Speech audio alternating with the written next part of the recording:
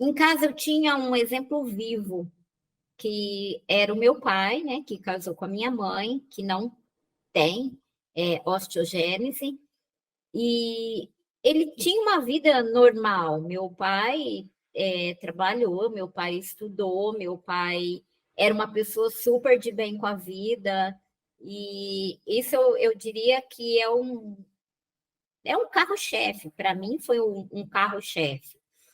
E eu não deixei de fazer nada, eu não vivia vida afetiva a dois, mas no demais, eu vivia tudo. Eu ia para shopping, eu ia para bares, eu ia para boates, eu ia para as festas, eu estava com os meus amigos que me amavam e me acolheram. Eu tive, né? Eu tenho muitos amigos sensacionais, que foram pessoas determinantes na minha vida. Então, eu sempre coloco para as famílias que têm filhos com deficiência que não tem que ter medo da criança sofrer com o convívio. Claro, tem os impactos, tem as dificuldades, a gente sofre, a gente cai, mas a gente aprende a levantar. Então, é isso que te fortalece. Você não pode blindar um filho, achar que a vida é toda uma casa de boneca. Essa criança, ela tem que viver e ela tem que saber lidar com aquilo que ela vai conseguir fazer. Aquilo que ela não vai conseguir, ela tem que administrar.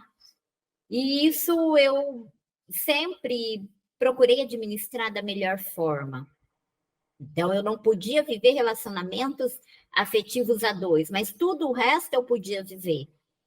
E eu procurei me empoderar muito. Eu sempre fui uma adolescente, né, numa fase inicial passando a adolescência, de gostar muito de estudar, de gostar muito de adquirir conhecimentos, porque eu sabia que isso seria fundamental no meu processo lá na frente. Embora, né, eu tivesse um exemplo vivo em casa, eu não tinha dúvida nenhuma de que o mundo, apesar da minha limitação, eu iria superá-la me empoderando e me destacando em outras frentes. Então, eu diria que é muito importante você ver que existem outras possibilidades. Então, eu sabia que eu era diferente, que eu não era uma menina convencional, mas eu teria que conquistar por outros atributos. E foi o que eu fiz. E, assim, uma coisa que eu sempre digo, eu nunca tive problema diante do espelho, apesar de ser uma pessoa diferente. Eu sempre gostei de mim. Então, eu fui uma criança que eu fui ensinada a gostar de mim. Eu me amava. E eu digo isso para qualquer pessoa que esteja nos ouvindo com ou sem deficiência.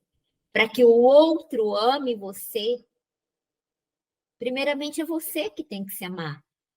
Ninguém vai te amar tanto quanto você se ama, e isso reflete para que as pessoas também gostem de você.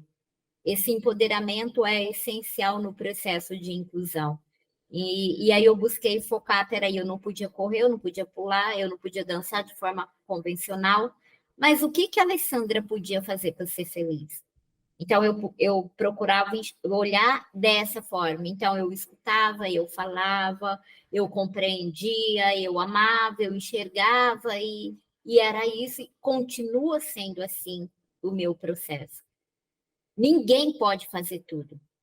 A pessoa, de repente, ela pode correr, pular de paraquedas, mas o dentro dela ainda está um vazio gigante. A pessoa pode pular, mas ela não escuta. Ela não tem uma deficiência dentro das modalidades, mas ela não consegue se olhar no espelho e falar, eu me amo.